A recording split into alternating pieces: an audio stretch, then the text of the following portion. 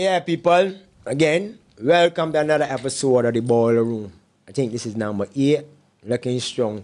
And tonight, I guess that my virgin Adrian, I know I kind of still want to do that a little bit. You know what I'm saying? This is killing me, so anyway, virgin Adrian, give me a little voice. Excuse me, you know I'm over the weather. Yeah, normally I'd be high, but I know I kind of under the weather kind of way. A couple of weeks ago, it was he that did say, but no, you know what I mean? But yeah, welcome to the Boiler Room. I hope I'm going to full join in all the clips that we share, man, you know what I mean? And like I say, it's not just one thing. So without any further ado, I will let Adrian introduce our guest for tonight. Adrian? Yeah, people. Tonight, I am pleased to have Ronell and Lucy from Life in Leggings. You heard the Life in Leggings movement? No? Well, what Life in Leggings is a Caribbean-wide movement which started right here in Barbados, addressing some issues that concern women in terms of harassment and violence against women. I don't know if I did them justice, but I'm going to let them add on anything that I may have missed or expand. Could you please? Lucy's always looked to me for that. I always do. So, Life in Leggings started as a safe space for Caribbean women to share their experiences with sexual violence. So now it's a registered charity, and it focuses on tackling gender-based violence in the Caribbean region. Yeah, that's just a compressed explanation. Oh, that one was a quick one. Yeah. It's pretty concise. There are a lot of layers to it. So what's the first layer? You talk about a platform to share. That's how it started. Yeah. Talk a little bit about that. Okay, so you had experiences of women sharing their experiences of street harassment. It started off with street harassment, then the levels started to grow in terms of sexual violence. You had vivid accounts of rape, assault, workplace harassment.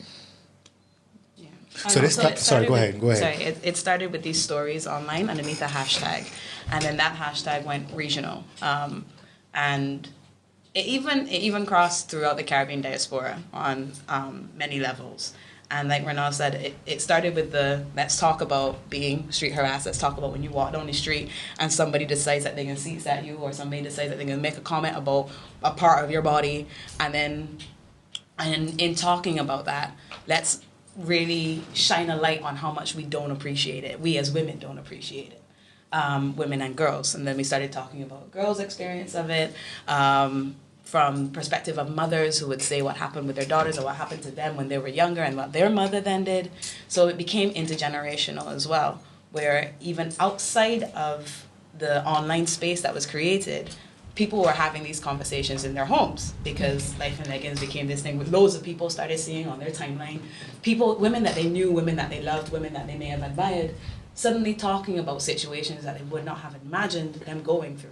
And so it really shone a light on how prevalent and how often these situations occur, and also how women feel in those situations. So it started as women talking about men accosting them on the street. You know, my little friend. That kind of thing? That thing right there. Yeah, right. And then it went on to women sharing deeper stories about experiences that they had. And that was through the solidarity, because we created this space where people felt comfortable enough to share, but then they realized how connected the two situations were. That one situation where I'm walking down the street and somebody thinks he's entitled to tell me something is very akin to a situation when I'm in a more private situation and somebody is trying to take or is trying to coerce you. Yeah, attempting to be more entitled through coercion or assault by touching.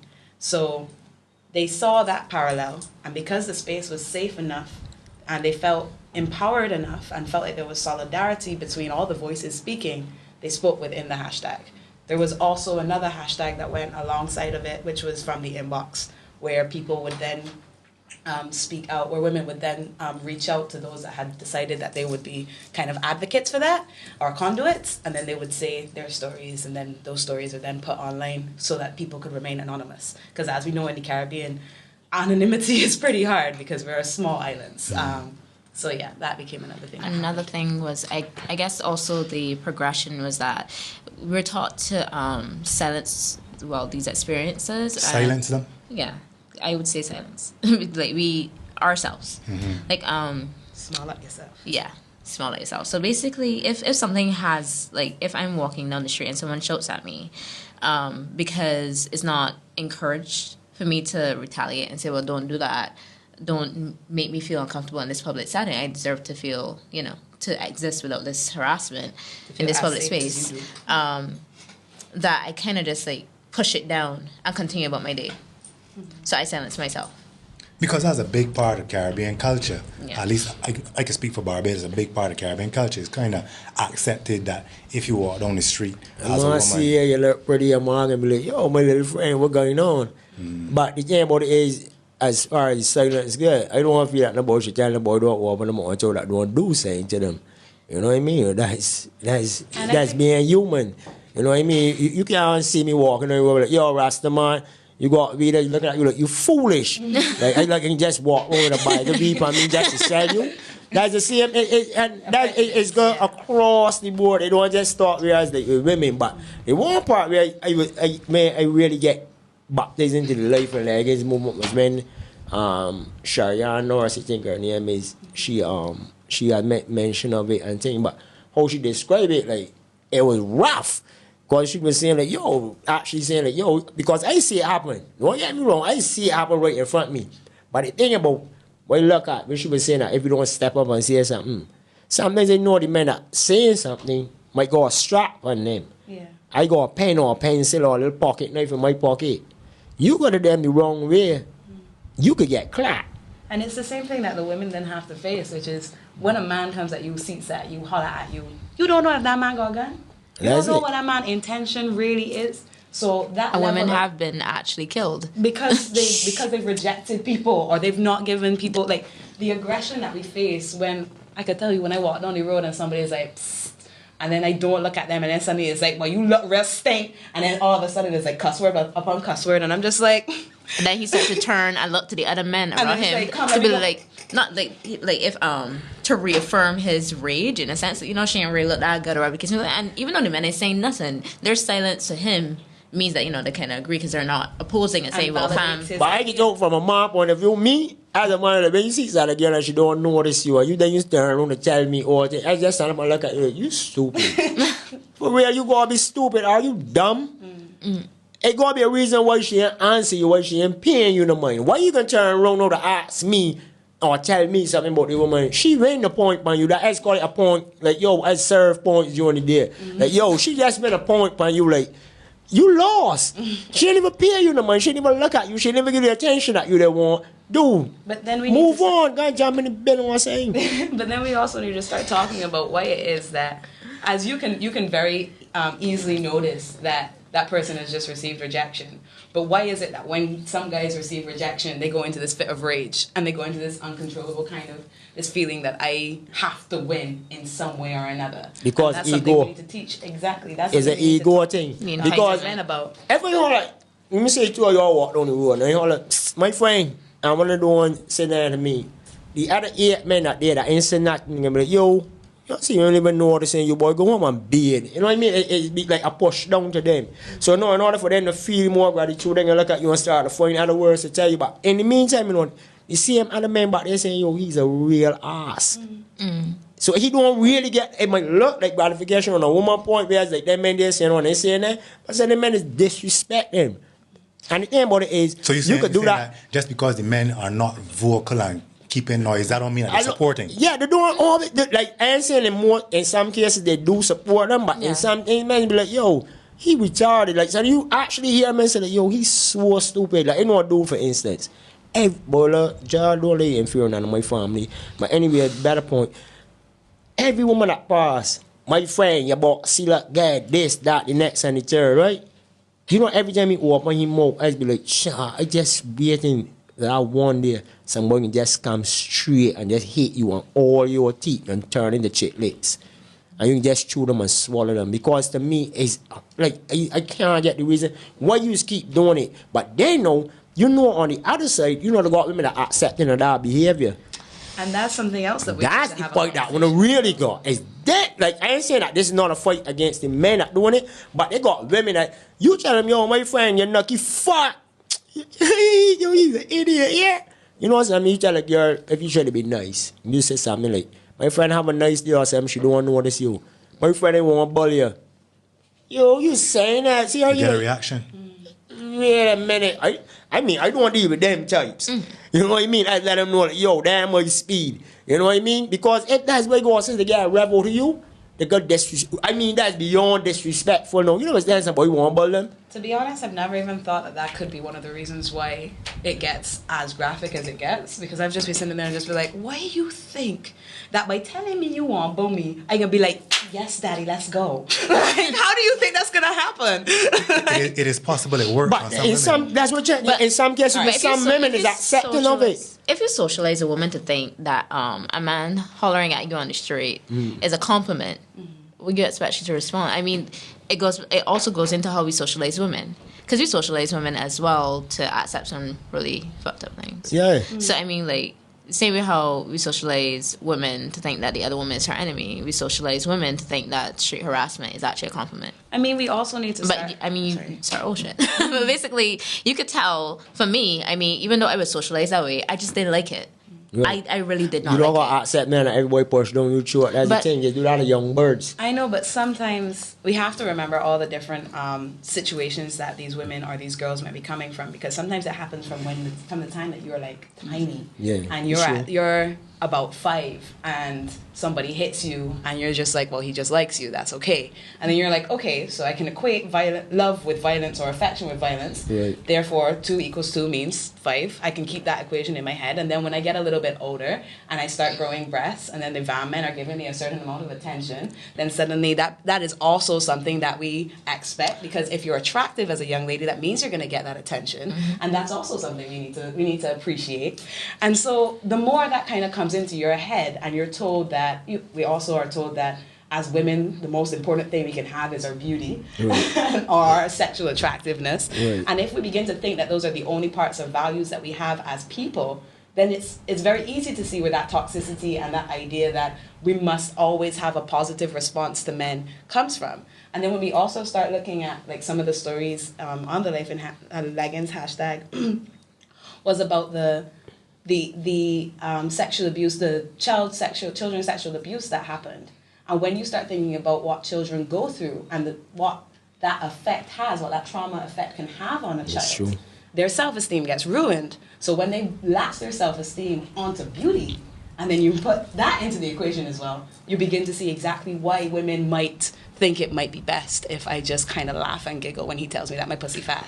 But that's in a way too, like, all right, for instance, women is get judged on a lot of funny things that men don't get judged on. Like, for instance, if a man got 8 women, he's a hard seed. It's true. If a man got 8 women, 8 men, she worthless, but don't go wrong, she got saying and things. So, as one always the balance. And then, no, but watch is the funny thing. The same man that got 8 women, there's the funny thing, no, that's get me. He got me and woman, and all the other women before he to get to that main spot.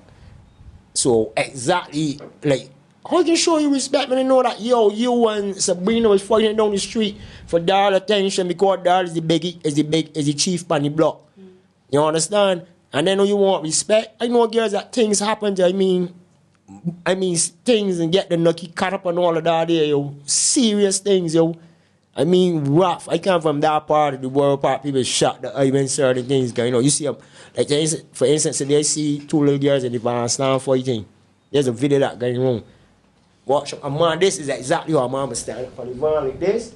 Just to make sure they ain't going on the van, and he don't even care that these 2 little young girls fighting. 2 other people had to come from out of the video camera range now and running and park these 2 little girls with a whole bunch of people there.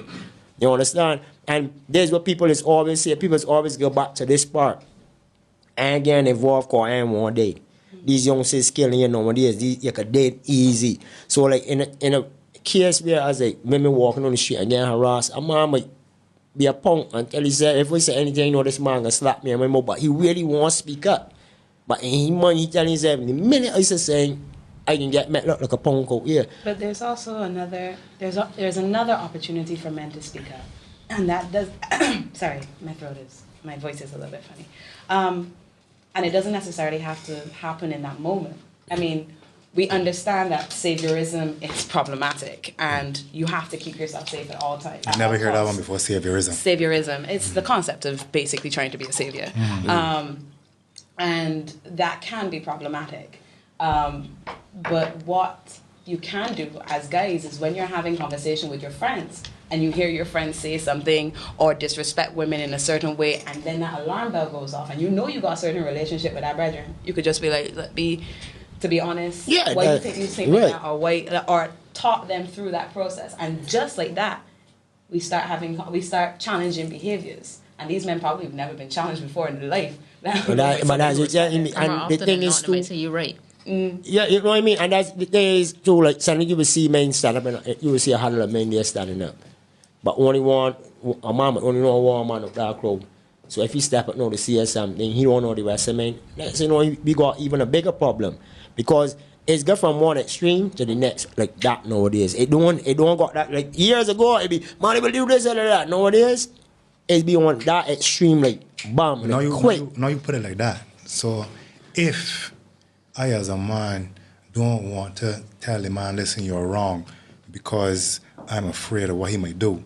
Imagine how women is feel daily walking down the street with men approaching them But that's, constantly. hey, you understand? And you don't know, bitch, of them women too also get hurt when they was younger. That's right. And, thing, and timid and thing, you know, because triggered. me, I don't know, like, right, there's a video sure be panting, but I swear to Jah, and the heavens above, if I ever see anybody get treated, like how my mother and my sister get treated by the men that I had before, anybody ever lay the hand on any of my family, Adrian, you can do the show by yourself. You can get me to come and be your co-host, because somebody head coming off. That's it. And that's the, like, the way how I grew up and see it, that's what gave me the mentality like that there. You know what I mean? Like, for my nieces, I got one niece alive, and the other one, like my little sister. She tell me one thing that, yo, making sport, I'm on hate she. And it was in New York, big man. I wanted to come through the phone, and she was like, Uncle, cool, you only making sport. I'm like, yo, don't make that kind of sport, because you know what your mother went through. And that happening to you. And then on top of that, like, the thing is that I walk around with that rage daily. And I know you walk around with that rage too. And we experience Based on your own experiences? Based on my own experiences, based on the experiences of my family members, based on the experience. Look, to tell you the truth, when the hashtag was going on, you had to put on several layers of thickness. Like, you had to get several layers of thick to deal with all the thing that was coming at you. Like, everybody was on a rotation. Like, every day. people, I don't usually do Facebook, but when that was going on, I was reading. How's the truth? The amount, because I have had traumatic experiences and I have had sexual abuse, etc. in my past. So to deal with my own triggered emotions and my own triggered responses when some of these ladies are being as graphic, and I'm being like, oh my God, that story is like my story. And that moment is like my moment. Imagine, like, having to deal with that created this rage inside of me. And you do realize that that's a realistic human reaction to these things that are going on.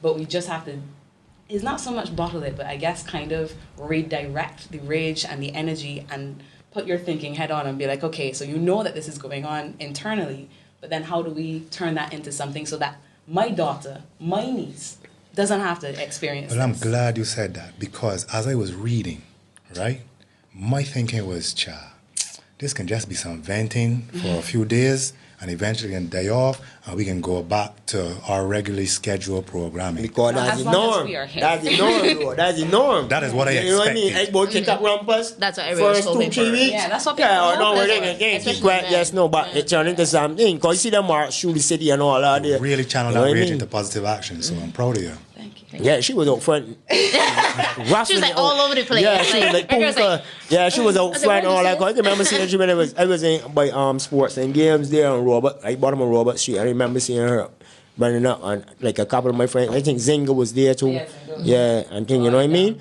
And you know what I mean? And when you look at it, at some point, that's what I tell people. If you keep saying no, right?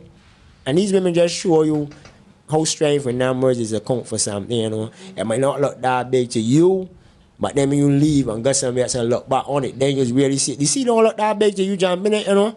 It don't look deep. Hey, look, man, look, I could walk from here all the way out there. But when you get up at a certain point, then you realize how massive it is. And it just shows that these women just come together and join and form something that you like, damn. The thing is, it wasn't just a mumble rap. Big shit for real. But you got something to get you. You need to let go of the mumble rap. I can try, man. I hold them. Just don't get the mumble rap for life and like this. Why you talking mumble rap? I know mumble rap for life and like this. This morning, it's been a day. It's been a day. Yeah, you know, it's not. So that's it. I mean, like, it's strength in numbers. And it's constantly hear people in the hood and get hoes, as we call it, saying, you know what I mean? Man, that ain't gonna happen. You gotta keep it this way. If you sit down with that there, life and like this is a real, like, something to sit down and look at. All like, yo, look, they started with a hashtag. A hashtag, any boy could just a hashtag. Bam, you know how much people be texting during the day? So it's just a hashtag. But then what turned into? Something that went worldwide. Catch a fire. You understand? You start a can for a small or I only ban this little piece of that, so you know you ban on the whole of St. Lucie. You understand? So that's where it is. You understand? So that's how it goes. Remember to just do it. But that's they show people, other people out there. And it might just look like life on leggings on the top layer, as they say is layer state, but then beneath that there's a whole bunch of other people start to look up and say, like, yo, look, why could do this too? Because they started something, because they didn't like something. Yeah. And it didn't just turn into street harassment. They always say it turned into women that was getting beat up and all this. Because this happened on the regular. It's a problem. I told you, man, slap both women and like there was nothing. But then on the other side of the flip coin, there's women that say you can't got them unless you beat them. What you say about that? I have a brethren from Grenada who told me just this week. He said when he came to Barbados, he had the gentleman's approach, and he found it wasn't working. Something that don't work. He got a much better response when he was a little rougher. Look like he was a nerd. But we do have that experience, and that is our reality. Women sometimes perpetuate harmful notions from what we acknowledge as the patriarchy, which is this idea that men are supposed to be on top or however you want to break that down. And so when women prescribe into that notion, they sometimes end up doing or saying internally harmful things because marginalized people... Yeah, I was just going to say that. Actually, it's across the board in terms of marginalized people. You have persons who are in that same marginalized group who are opposed to the progress. I mean... Hell, there were black people that were against the abolition of slavery and the civil rights movement. It's true. So, I mean, it's across the board in terms of marginalized. I got black people that all for mumble rap. I mean, oh, my goodness. You know what I mean? I thought he was going to say Trump. Yeah, hold on. And Trump too. Get it all over. Right. But I just want to get the mumble rap out there because he got me good, bro. But that's the whole thing. And you got Ben Carson's of every marginalized. No, he don't even want to talk about because he come on a cruise ship. He's the only boy that he family come on a cruise ship. Everybody else can on a slave ship. No, I burnt all my books when it comes to Ben Carson. When he opened his mouth, right, I was like, does it seem? No, man, there's somebody else. But you hear the explanation he gave afterwards? How he was explaining it? You gonna hear that? I think the other part, he said... They are voluntary immigrants and they are involuntary immigrants. Something, he was saying... Involuntary immigrants. You need to look up the word immigrant. Right. But he ain't gonna look up the word ignorant because we already know what part that is. He got that one. He got that one right there. He know Ben Carson for that. At least you know what we glad he ain't part of life and like it's called people like, you know what? I don't really think there's a good group to be in. Maybe that's a good look for one, huh? Yeah, he ain't a good look. Not in a long, and you know what killed me? He ain't a brain surgeon. Bright man. He probably performed in lobotomy on himself. I don't even know where he performed, but he said it's just going to show. It's just going to show how deep culture goes, and it doesn't matter if you are the most educated person in the world. Right. If you're in the gutter, culture will get you unless you really, really fight back and really try to reprogram yourself.